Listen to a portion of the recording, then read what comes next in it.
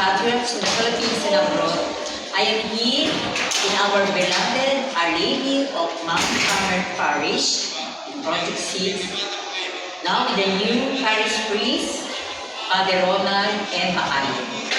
And here, I call it Carmel Garden. A Lady of Mount Carmel, and this is the paradise, the Carmel Garden. St. Joseph of Child Jesus, take to heaven. Now I know all the prophecy in Fatima with Mount Lady of Mount Carmel and St. Joseph will be fulfilled.